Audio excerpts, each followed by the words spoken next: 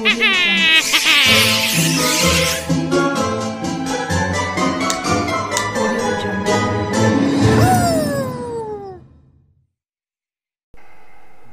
সমান্তরালে ওয়াশরুমের শেষ মাথায় যে বেসিনটা রয়েছে তার ওপর বসে আছে একটা নারী মূর্তি। দু হাঁটুর মাঝে মাথাটা গোঁজা, চুলগুলো হাঁটুর উপর দিয়ে ঝুলছে। শিবাঙ্গীর ষষ্ঠ ইন্দ্রিয় যেন বিদ্রোহ করে উঠল। কে যেন তার কানে কানে বলল, পালাও পালাও, কিন্তু শিবাঙ্গী যেন সে সচেতন বাণী কানেই নিয়ে এলো না।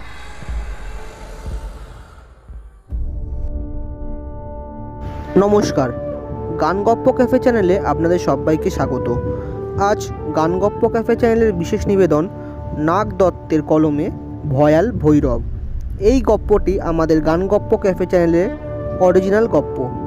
দয়া করে কেউ পাইরেসি করবেন না, পাইরেসি সাপোর্ট করবেন না। তাহলে চলুন শুরু করা যাক আজকের গপ্প।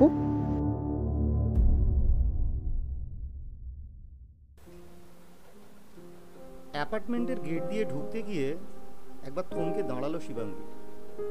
কম্পাউন্ডে একটা বড় লরি দাঁড়িয়ে, তার থেকে কয়েকজন মিলে জিনিসপত্র নামাচ্ছে, সবই ঘরোয়া আসবাব। শিবাঙ্গীর মনে পড়ে গেল যে ঘরে সিং পরিবার থাকতো, সেখানে এখন থেকে গগন ব্যানার্জি নামে একজনের আসার কথা। লরিটার পাশ দিয়ে যেতে যেতে শিবাঙ্গী লক্ষ্য করলো একজন লম্বা চওড়া ব্যক্তি দাঁড়িয়ে দাঁড়িয়ে নির্দেশ দিচ্ছেন। পরনে জিন্সের সাথে ফতুয়া, গলায় কিসের যেন মালা, কপালে রক্তচন্দনের তিলক, চোখ দুটো অসম্ভব লাল কিন্তু আকর্ষণ ক্ষমতা প্রখর। ইনি সম্ভবত গগন ব্যানার্জি। শিবাঙ্গী লিফটের 4 তলার বোতামটা টিপল। লিফট উপরে কিছুক্ষণ উঠে একটা জান্তব শব্দ করে থামল। দরজা খুলতে এসে বেরিয়ে এলো। তাদের অ্যাপার্টমেন্টে এক একটা ফ্লোরে মাত্র 2টো করে ঘর। এই ফ্লোরে তার পূর্ব দিকে বাসিন্দা সিংদের বাড়ি ছিল। আজ সেখানে থাকবেন গগন ব্যানার্জি। এই অ্যাপার্টমেন্টে 2টো করে লিফট। শিবাঙ্গীর পাশের লিফট থেকে বেরিয়ে এলো গগন ব্যানার্জি। হাতে একটা বড় বাক্স, বোঝা যায় ভারী কিছু আছে। তার অন্যান্য জিনিসগুলো রাখা তার বাড়ির বাইরে, সেগুলো ঘরে রাখা চলছে। শিবাঙ্গী নিজের ঘরের লক খুলে ভেতরে ঢুকে গেল। শোবার ঘরে গিয়ে তার কাঁধের ব্যাগটা ছুঁড়ে খাটে রেখে দিয়ে টাওয়ালটা নিয়ে চলল স্নান ঘরে। সারাটা দিন ফরেন্সিক বিভাগের কাজের পর এই স্নানটুকু তার কাছে স্বর্গসুখ। তার মা তপস্যা অবশ্য মরা নিয়ে এই কাটা ছেঁড়া একদম পছন্দ করেন না। মা আর বাবা থাকেন কলকাতায়। বহুবার বদলির পর 30 বছর বয়সী শিবাঙ্গী বর্তমান ঠিকানা ব্যাঙ্গালোর। স্নান সেরে বাইরে এসে ফ্রিজ থেকে একটা কোল্ড ড্রিঙ্কসের বোতল বের করে খানিকটা তরল গলায় ঢেলে একটা প্রশান্তি সূচক শব্দ করে শিবাঙ্গী ড্রয়িং রুমে গিয়ে দূরদর্শনটা চালিয়ে একটা সোফায় বসে পড়ল। রাতের খাবার একটু পরে বানালেও চলবে। রাতে খাওয়ার কিছুক্ষণ পরে মায়ের সঙ্গে বাবার সঙ্গে কথা হয়। নানা কথা, এ কথা সে কথা, কথার পর কথায় গগন ব্যানার্জির কথাও বলল। তার মা বরাবরই আধ্যাত্মিক মানুষ। মূলত এই বিশ্বাসের কারণই যে তিনি মেয়ের এই মরা কাটা ছেঁড়া একদম পছন্দ করেন না। আজও যথারীতি সব শুনে তিনি বললেন, এই তুই লোকটার থেকে বেঁচে থাকবি, তোর কুষ্টিতে ভালো যোগ আছে, কে জানে কি বলতে কি হয়। শিবাঙ্গী বলল, ও মম প্লিজ নট এগেন, এসব কিছুই হয় না, দ্যাটস আ সুপারস্টিশন। তপস্যা ধমকে উঠলেন, ফুটফুট করে ইংলিশ বললে সব অন্ধবিশ্বাস হয় না। আরে বাবা, ওর সঙ্গে আমার এনকাউন্টার তো হবেই, মাসের শেষে মেইনটেনেন্সটা তো আমায় নিতে হবে। নিয়ে ছেড়ে দিবি না, আমি ওকে বেঁধে রেখে প্রেম করব। শিবাঙ্গী আর তার মায়ের সম্পর্কে শাসনের আর বন্ধুত্বের দাঁড়িপাল্লাটা বরাবরই সমান, তাই মার সঙ্গে এভাবে কথা বলা যায়। বাবা অবশ্য রাশভারী ব্যক্তি, শিবাঙ্গী একটু ভয় পায় তাকে। মার সঙ্গে আর একটু কথা বলে ফোনটা রেখে দিল সে। রাত্রে শুতে যাওয়ার ব্যবস্থা করছে, এমন সময় ঘ্রাণ শক্তি তাকে সচেতন করে দিল একটা বিশেষ গন্ধ সম্পর্কে। এই গন্ধ সকলেরই কম বেশি পরিচিত। কর্পূর, অগরু মেশানো একটা গন্ধ, ঠিক যেন দুর্গাপুজোর মণ্ডপে পাওয়া যায়। তবে এই গন্ধটার সঙ্গে মিশেছে একটা বোটকা আষ্টে গন্ধ, সেটা যেন পাক খেয়ে চলেছে গোটা অ্যাপার্টমেন্টকে ঘিরে। শিবাঙ্গীর কেমন যেন আচ্ছন্ন লাগছিল। আস্তে আস্তে সে ঢেলো পড়ল শয্যায়। পরদিন কালকে রাতের কথা কিছুই মনে ছিল না শিবাঙ্গীর, শুধু মাথাটা কেমন যেন ভারী হয়ে আছে। এক কাপ কড়া কফি বানিয়েও কাজ হয়নি। অফিসের ব্যাগটা কাঁধে তুলে বাইরে এসে দরজাটা বন্ধ করে দিল শিবাঙ্গী। লিফটের দিকে পা বাড়াতেই গাটা শিউরে উঠল তার। করিডোরে যেটুকু রোদ এসে পড়েছে তার আলোয় করিডোরটা অপার্থিব জগতের একটা অংশ মনে হচ্ছে। শিবাঙ্গীর দৃষ্টির সমান্তরালে গগন ব্যানার্জির ফ্ল্যাটের দরজা। দরজাটা কে আড়াল করে রেখেছে একটা পাতলা কুয়াশার আস্তরণ। অবাক হয়ে শিবাঙ্গী, গরমের দাবদাহে দিল্লিতে তাপমাত্রা 52 ছুঁচ্ছে, বেঙ্গালুতেও দাবদাহ কম নয়, সেখানে লিফটের ভিতরে কুয়াশার চাদর। অফিসের জন্য দেরি হচ্ছে মনে পড়তেই লিফটের বোতাম টিপে ভেতরে প্রবেশ করে।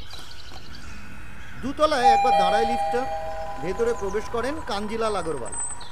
শিবাঙ্গী তাকে দেখে একগাল হেসে প্রাত শুভেচ্ছা জানিয়ে দিলেন। गुड मॉर्निंग शिवांगी, कल रात को सब कुछ ठीक था? अचानक ये सवाल क्यों? रात को 4th फ्लोर से अजीब सा आवाज आ रही थी, इसलिए पूछा। जी पता नहीं। লিফটটা থামতেই দুজনেই বেরিয়ে আসে, নিজেদের গাড়িতে উঠে বসে, দারোয়ান দরজা খুলে দেয়। একটা গোটা মাস কেটেছে গগন ব্যানার্জির অ্যাপার্টমেন্টে এসে।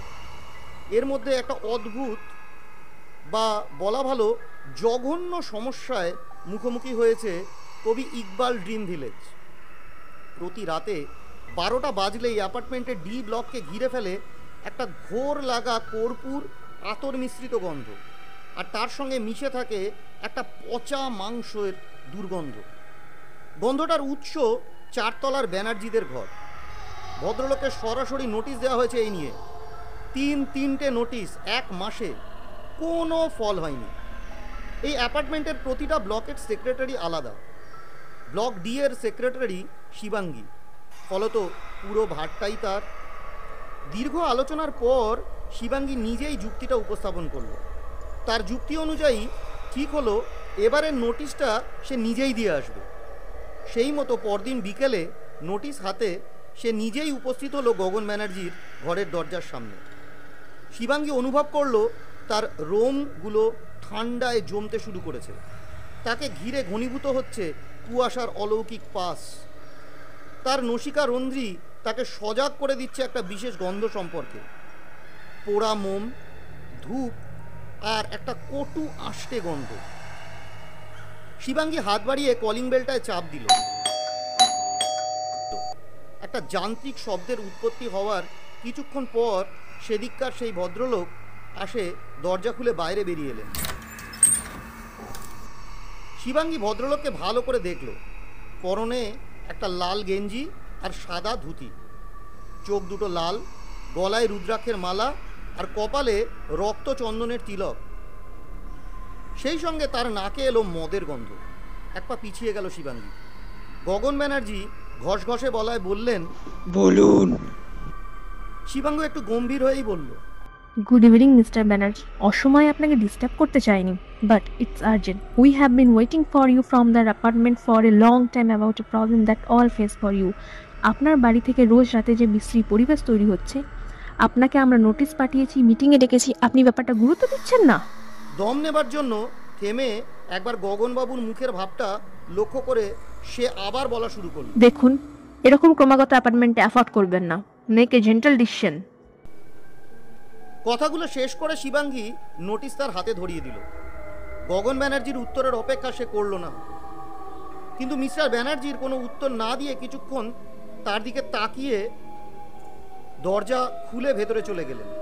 যাবার সময় একটা বিষাক্ত দৃষ্টি নিক্ষেপ করলেন তার উপরে। নিজের ঘরের দিকে ফেরার সময় হঠাৎ একটা দৃশ্য তার মনে দিয়ে গেল। সে কি ঠিক করলো? একবারের জন্য তার মনে হলো দরজা বন্ধ করার সময় ঘরের ভেতরে লাল আলো এসে দেখলো কতগুলো সরু সরু হাড় আর পাখির পালক। কি করে ওগুলো দিয়ে ভদ্রলোক? দুদিন আর কেটে গেল, পূর্বে ঘটনা আর ঘটেনি। সেদিন পোস্টমর্টমে একটা মেয়ের লাশ এলো, সমস্ত রিপোর্ট বানালো শিবাঙ্গী। বাড়ি এসে একটু রেস্ট নিচ্ছে এমন সময় কলিং বেলের শব্দে দরজা খুলে দেখে গগন ব্যানার্জি বাইরে দাঁড়িয়ে। আসতে পারি? শিওর। Thank you. ভেতরে প্রবেশ করলেন ব্যানার্জি বাবু। বসার ঘরে একটা সোফা বসতে বলে শিবাঙ্গী সৌজন্য প্রশ্নটুকু করে নিল। ভদ্রলোক শুধু এক পানপাত্র জল ছাড়া আর কিচ্ছু নিলেন না। আসলে সেদিনকে আপনার সঙ্গে একটু রুড ব্যবহার করে ফেলেছিলাম, সো সরি। আপনার পুরো নামটা কি? শিবাঙ্গী মিত্র। নমস্কার, আমি গগন ব্যানার্জি, পেশায় জ্যোতিষী। আমি পোস্টমর্টম ডিপার্টমেন্টে কাজ করি, ব্যাঙ্গালোর পুলিশ। ও, আমাদের কাজে বেশ একটা মিল আছে কিন্তু। গগন ব্যানার্জি বললেন, আপনি মানুষের অতীত নিয়ে চর্চা করেন আর আমি ভবিষ্যৎ নিয়ে। খানিকটা তাই আর কি। আজ কার সব ব্যবচ্ছেদ করলেন? কৌতূহলী কণ্ঠে প্রশ্ন করলেন ব্যানার্জি বাবু। অ্যাক্সিডেন্টেড?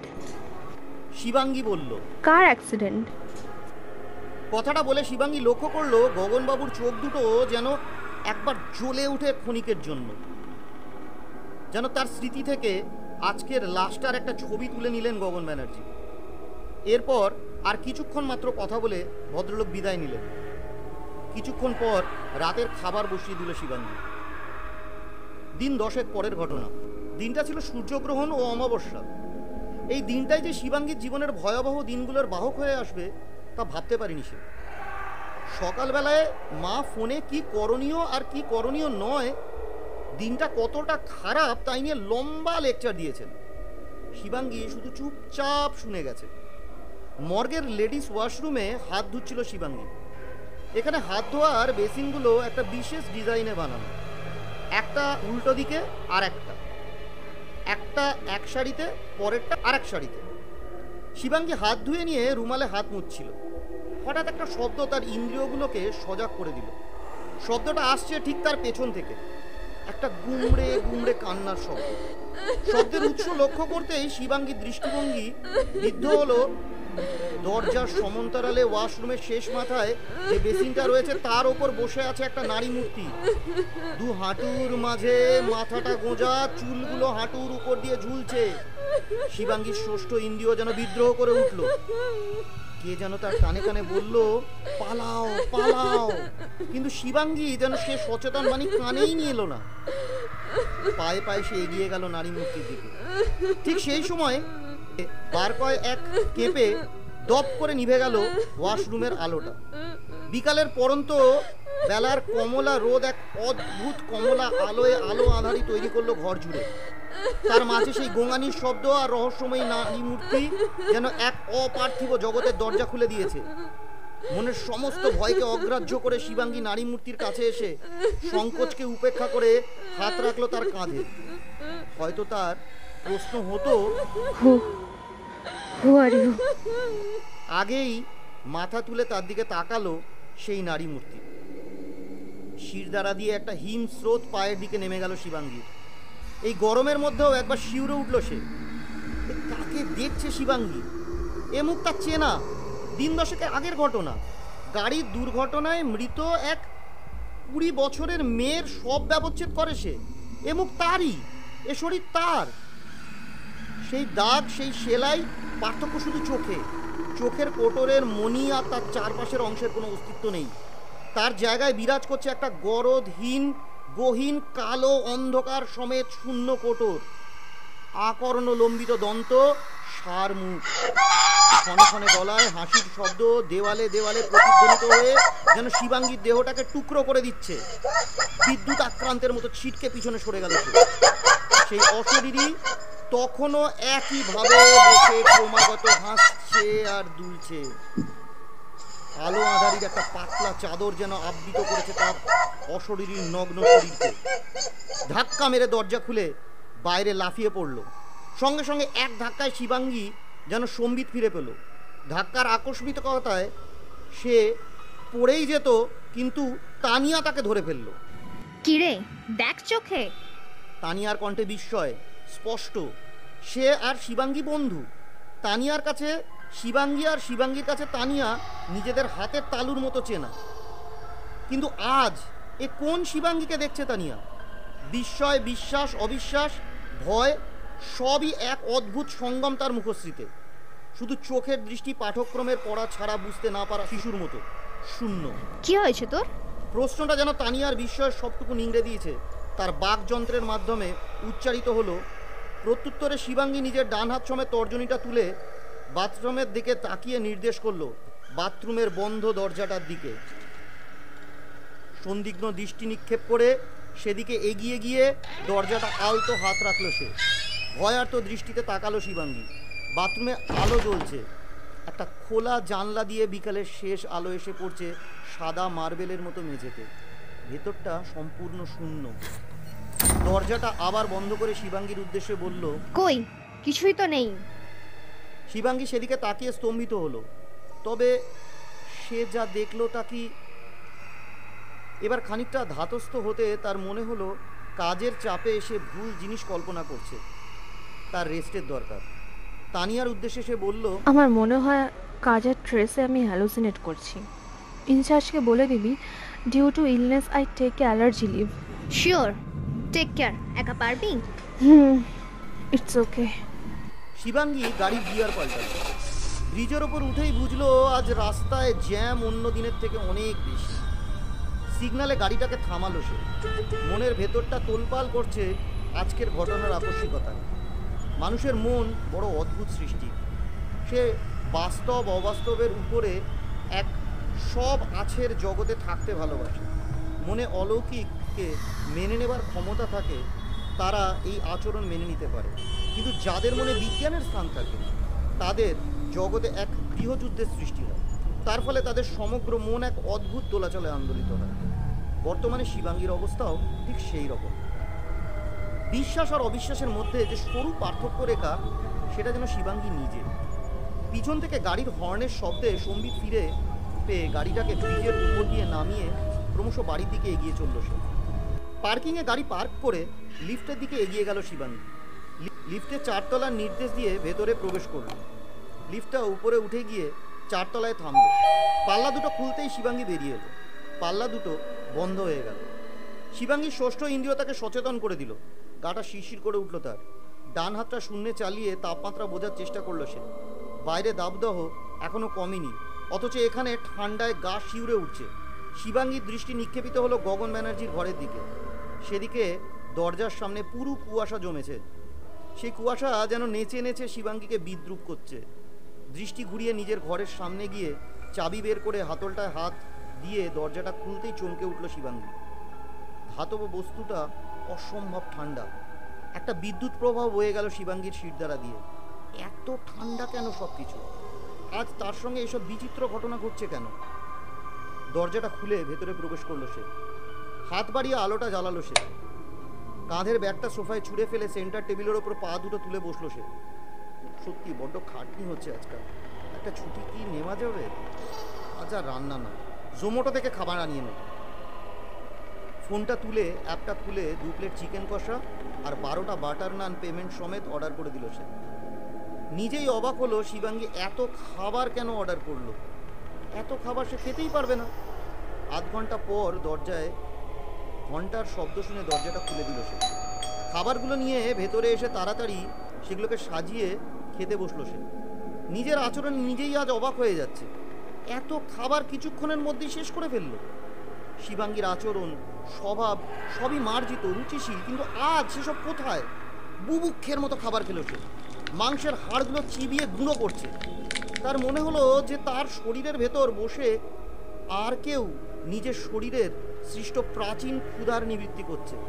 নিজেকেই আজ যেন অপরিচিত মনে হলো তার।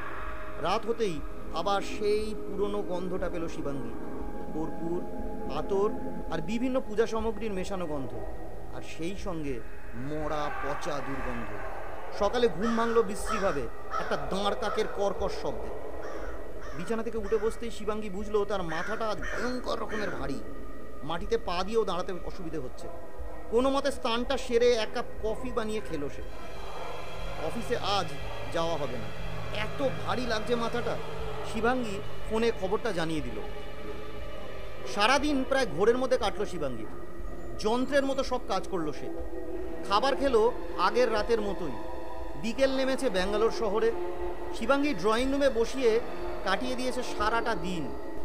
ভিতর ঘরে যাবে বলে কোচ থেকে উঠে দাঁড়ালো শিবাঙ্গী।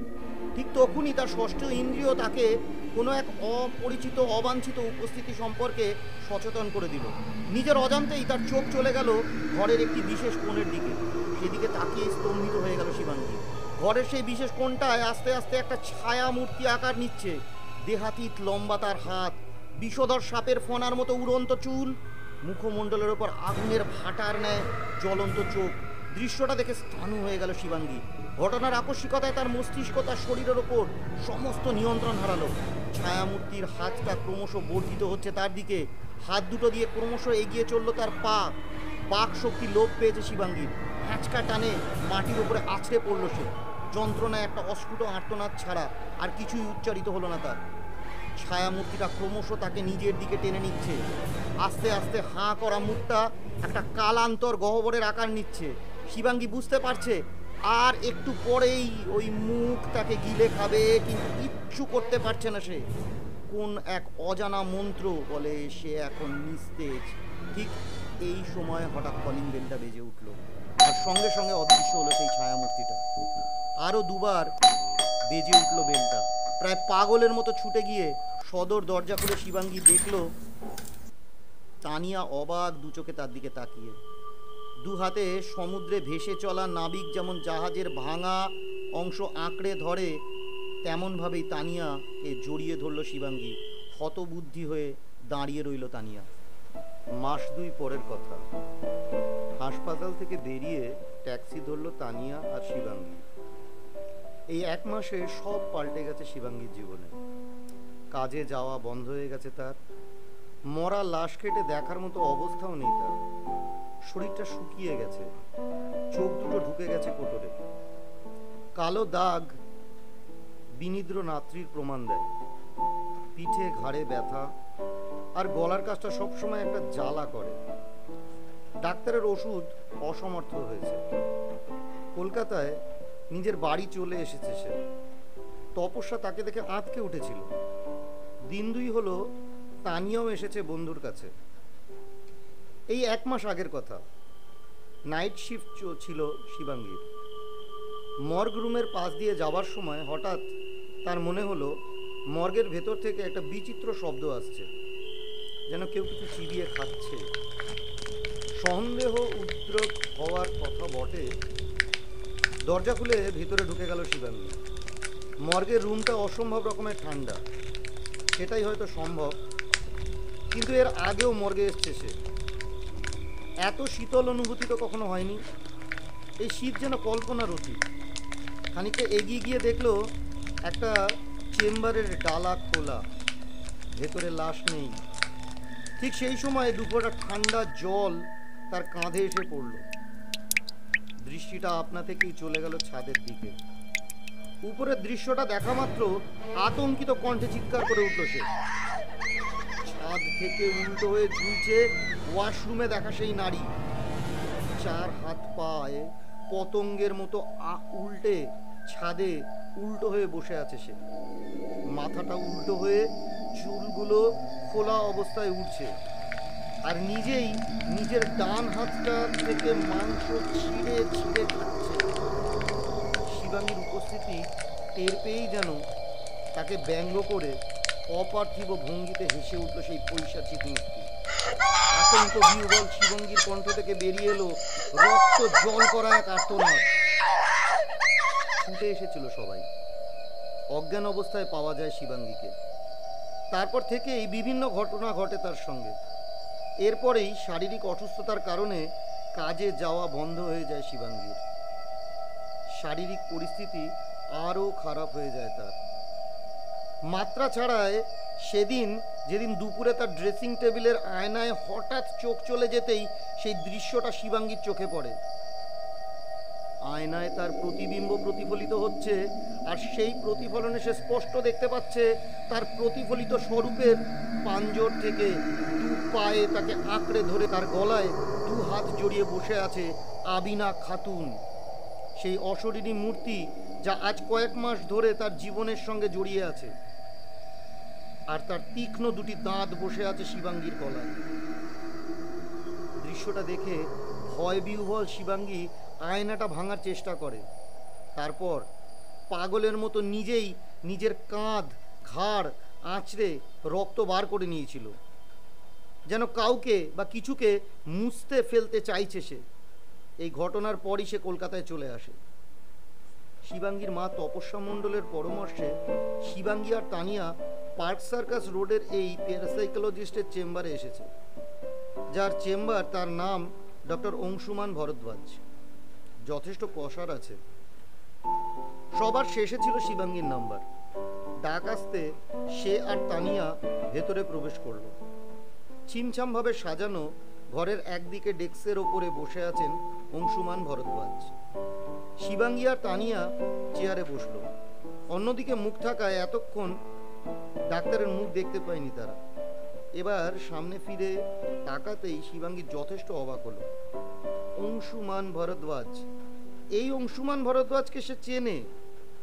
কলেজের সময় বেশ কিছু প্রেম প্রস্তাব পেয়েছিল সে, তবে অংশুমান একটু অন্য রকম। বাকিরা রিজেক্ট হয় অন্য কারোর সঙ্গে রিলেশনে গেলেও অংশুমান একভাবে তার জন্যই চোখ পেতে বসেছিল। তারপর কলেজ শেষ হয়ে যায়, আর কোনো খোঁজ পায়নি তারা। বহুবার কলেজের রিউনিয়নেও শিবাঙ্গী অংশুমানকে দেখার আশা করেছে, কিন্তু কলেজের পর বেমালুম বেপাত্তা হয়ে যায় সে। তার কাছের বন্ধুরাও তার কোনো খোঁজ দিতে পারেনি। অংশুমান ভরদ্বাজ প্রথমে শিবাঙ্গীকে দেখে চিনতে পারেনি। কিছুক্ষণ পর যখন চিনতে পারলেও বিস্ময় কাটে না তার। এ কি চেহারা হয়েছে শিবাঙ্গীর! চেহারা শুকিয়ে গেছে তার, চোখ দুটো ঢুকে গেছে কোটরে, তাকে ঘিরে রেখেছে অশুভ কালো অন্ধকার। কলেজের পর এই প্রথম দেখা শিবাঙ্গীর সাথে। এইভাবে হবে অংশুমান ভাবেনি। কলেজের পর দীর্ঘ সময় এদিক ওদিক উদ্দেশ্যহীনভাবে ঘুরে শেষে তিব্বতে এক লামার কাছে কালচক্রযানে সিদ্ধি লাভ করে দেশে ফিরে আসে সে। বাবা আর মার কথা ভেবেই এই চেম্বারটা খোলা। এখানে এভাবে নিজের অপরিণত প্রেমের পুরনো উঠোনে আবার ফিরতে হবে কখনো ভাবেনি অংশুমান। শিবাঙ্গী আর তানিয়া লক্ষ্য করলো অংশুমানের সাদা শার্টের নিচে বুকের কাছটা হঠাৎ একটা মায়াবী লাল আলোয় উজ্জ্বল হয়ে উঠেছে। গরম হয়ে উঠেছে ঘরের পরিবেশ, লাল আলোয় আলোকিত হয়ে উঠেছে ঘরটা। আর সেই আলোরই একটা তীব্র রশ্মি সরাসরি আছড়ে গিয়ে পড়লো শিবাঙ্গীর ওপর। আলোর তীব্রতায় চোখ বন্ধ করলো সে। ঠিক সেই সময়ই একটা ভারী কিছু পতনের শব্দে ঘরের একটা নির্দিষ্ট দিকে তাকালো সে। ঘরের কোণে রাখা আবর্জনার জায়গাটা উল্টে পড়লো, যেন ভারী কিছু ছিটকে গিয়ে আছড়ে পড়েছে সেখানে। একটা কালচে ধোঁয়া মাটি থেকে কুলুঙ্গি পাকিয়ে খোলা জানলা দিয়ে বেরিয়ে গেল। শিবাঙ্গী ঘরের এক কোণে রাখা একটা নির্দিষ্ট চেয়ারে আধশোয়া অবস্থায় বসে আছে। তার মাথার ওপর জ্বলছে একটা লাল আলো। কানে আসছে অংশুমানের ঝিম ধরানো কণ্ঠ। কণ্ঠস্বরটা যেন ক্রমশ দূরে সরে যাচ্ছে। আস্তে আস্তে প্রায় অচেতন হয়ে পড়ল শিবাঙ্গী। অংশুমানের চোখের সামনে ভেসে উঠেছে কতগুলো দৃশ্য। একটা অ্যাপার্টমেন্ট, কুয়াশা ঢাকা করিডোর, একটা ঘরের দরজা, হাড়গোড় আর পশু পাখির দেহাবশেষ। একটা ঘর, ঘরের ঠিক মাঝখানে দশ মহাবিদ্যার অষ্টম দেবী কালরাত্রির আদি মূর্তি। তার সামনে বসে প্রায় নগ্ন এক পুরুষ, আর তার ঠিক উপরে উল্টে শূন্য দিক থেকে ভাসছে এক অপার্থিব মূর্তি। হঠাৎ যেন ঘুম ভাঙল শিবাঙ্গীর। চোখ খুলতেই সে দেখল তার সামনে দাঁড়িয়ে অংশুমান। শিবাঙ্গীর মনে পড়ল একটু আগেই অংশুমান তাকে হিপনোটাইজ না কি যেন করছিল। উঠে দাঁড়ালো সে। তার গলায় একটা অদ্ভুত লকেট। অংশুমান বলল, ওটা দুদিন তোমার গলায় থাকবে, দুদিন পর ওটা আবার নিচের থেকে আমার কাছে ফেরত চলে আসবে। কথাগুলো ঠিক বুঝতে পারলো না শিবাঙ্গী। তার মাথাটা একটু ঝিমঝিম করছে। অংশুমান তানিয়াকে উদ্দেশ্য করে বলল, কিছুক্ষণ মাথাটা ধরে থাকবে, সাবধানে বাড়ি নিয়ে যেও। শিবাঙ্গীকে দেখা মাত্র তার আশেপাশে একটা অশুভ বলয়ের আভাস পেয়েছিল অংশুমান, কিন্তু সেটা যে কি এতটা প্রাণঘাতী সেটা তখনও আঁচ করতে পারেনি সে। বানমারা নিম্নমানের তন্ত্র সাধনার অংশ, স্বাভাবিকভাবেই কারুর প্রাণনাশের আশায় এর প্রয়োগ হয়ে থাকে। গগন ব্যানার্জি ভৈরবী মতে তন্ত্র সাধনা করলেও তার সাধনার মাধ্যম অত্যন্ত নিম্নমানের তন্ত্র, আর তার সিদ্ধি লাভের পথে অজান্তেই বাধা সৃষ্টি করে শিবাঙ্গী। ফলত তার আত্মাকে সিদ্ধি লাভ করতে ভোগ হিসাবে উৎসর্গ করতে সংকল্প নিয়েছে সে। স্বাভাবিকভাবেই যারা মৃত্যুর পর শবদেহ ব্যবচ্ছেদ করে, দেহের মালিক বা আত্মা তাদের উপর একটা আক্রোশ থাকে। গগন ব্যানার্জি কার্যসিদ্ধির জন্য সেই রকমই একটা প্রেতকে বান মন্ত্রের সঙ্গে বেঁধে নিক্ষেপ করেছে। আগামীকাল ভাদ্রের অমাবস্যা, শিবাঙ্গীর জীবনের সবচেয়ে ভয়াবহ রাত। এই দিনই শেষ চেষ্টা করবে গগন ভৈরব। অংশুমান তার কর্তব্য স্থির করে নিয়েছে। শনিবার রাত 1টা। অংশুমান আর শিবাঙ্গী একটা যজ্ঞ কুণ্ডলীর দুদিকে বসেছে। অমাবস্যার নিঃশব্দ রাত। আকাশ আজ যেন একটু বেশি সঙ্গীহীন। দত্তপুকুরের এই নিরিবিলি বালিতে জনবসতি বলতে শুধু আদি বাসিন্দাদের বাড়ি। পুজোর আগেও তারা বিভিন্ন স্থানে পুজো কাটাতে চলে গেছেন। যজ্ঞকুণ্ডলের আগুন প্রায় একটা মানুষকে ছুঁয়ে ফেলে। কাঠ পোড়ার ফট ফট শব্দ নিস্তব্ধতাকে ভেদ করে কিসের যেন এক অলৌকিক উপস্থিতি জানান দিচ্ছে। অংশুমান এই বিচিত্র মন্ত্র পড়ার শব্দে ঘোর ধরা এক পরিবেশ সৃষ্টি করেছে। আকাশের মেঘগুলো যেন ক্রমশ পাক খেতে খেতে একটা অশুভ মূর্তি ধারণ করছে। অংশুমানের যজ্ঞের আগুনে প্রথম আহুতি দিতেই শিবাঙ্গীর মনে হলো যেন নরকের এক নিষিদ্ধ স্থানের জায়গা খুলে দিয়ে সেখান থেকে ইহলোকে বর্জিত যারা তারা উঠে আসছে। তাদের প্রত্যেকের সুর কালান্তক বেদনা মিশ্রিত। সেই পৈশাচিক ক্রন্দনে আকাশ বাতাস বিষাক্ত হয়ে উঠছে। যজ্ঞের আগুন আরো জোরালো হয়েছে। অংশুমানের মন্ত্রপাঠের সুরের পরিবর্তন এসছে। চারপাশে অগরু, কর্পূর ইত্যাদির সঙ্গে মিশে আছে এক দম বন্ধ করা বিশ্রী গন্ধ। গন্ধটা ক্রমশ বাড়ছে। সেই সঙ্গে বাড়ছে একটা কিসের যেন চাপা ভয়। হঠাৎ যজ্ঞের স্থান থেকে একটু দূরেই একটা মরা বিড়ালের দেহ এসে পড়ল। ভয় আর ঘেন্নায় গাটা গুলিয়ে উঠল শিবাঙ্গীর। অংশুমানের গলার স্ফটিকটা প্রায় সঙ্গে সঙ্গে উজ্জ্বল লাল আলো নিয়ে জ্বলে উঠল। একটা উষ্ণতার মুহূর্তের মধ্যে ছড়িয়ে দিয়ে গেল চারদিকে। কিন্তু মৃত পশু পাখির দেহগুলো বাগানের যত্রতত্র পড়ছে তখন। অংশুমানের দিকে তাকাতেই অদ্ভুত একটা শিরশিরে অনুভূতি শিবাঙ্গীর শির দ্বারা বেয়ে নেমে এলো। এ অংশুমান তার চেনা সেই মানুষটি নয়। তার শরীরে যেন কোনো এক অলৌকিক শক্তি অধিকার স্থাপন করেছে। তার চোখের মণি ও সাদা অংশ এখন বিলুপ্ত। সম্পূর্ণ চোখ লাল। দেহ মাটি থেকে 4 আঙুল উপরে ভাসছে। চারপাশের বোটকা গন্ধটাও আরো বেড়ে গেছে। সেই সঙ্গে কর্পূরের গন্ধটাও ঘিরে ফেলেছে চারপাশের পরিবেশটা। নারকীয় চিৎকারগুলো যেন বিদ্রোহ করছে অস্তিত্ব রক্ষার। সমস্ত অশুভত্বের ওপর কার যেন শুভ প্রভাব বিস্তার হচ্ছে। শিবাঙ্গীর চোখের সামনে নেমে এলো এক রাস অন্ধকার। এর পরদিন গগন ব্যানার্জির ঘর থেকে তার মৃতদেহ উদ্ধার করলো পুলিশ। কেউ বা কারা যেন নৃশংসভাবে খুন করেছে তাকে। এই ঘটনার পর কেটে গেছে দীর্ঘ 6 মাস। শিবাঙ্গী তার পুরনো জীবনে আবার ফিরে এসেছে। এর 1 মাস পর অংশুমান তার নিজের বাড়িতে সকালের চা পান পর্ব সারছিল। মা বাজারের লিস্টটা দিয়ে গেছে। বাজারের থেকে ফিরে আবার কালকের জন্য তৈরি হতে হবে। একটা প্যারাসাইকোলজিক্যাল কনফারেন্স যোগ দিতে যেতে হবে সেখানে। কিন্তু তার ষষ্ঠ ইন্দ্রিয় কেমন যেন একটা অশুভ সংকেত দিচ্ছে। চায়ের কাপটা রেখে উঠে দাঁড়ালো সে।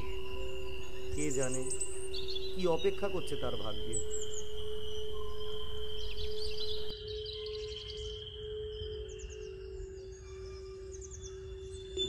এতক্ষণ আপনারা শুনছিলেন নাগ দত্তের কলমে ভয়াল ভৈরব।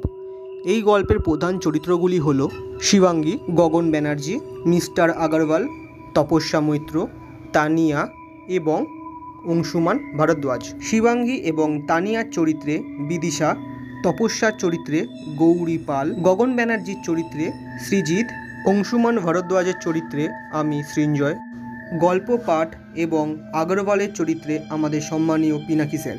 এখনকার মতো গান গপ্প ক্যাফের সময় শেষ। পরের সপ্তাহে আমরা হাজির হব নতুন কিছু গল্প নিয়ে, আর চেষ্টা করব মাঝে মাঝেই গানের কিছু অংশ আপনাদের সাথে ভাগ করে নেবার। ততক্ষণ আমাদের সঙ্গে থাকুন, and till then like, subscribe our channel গান গপ্প ক্যাফে।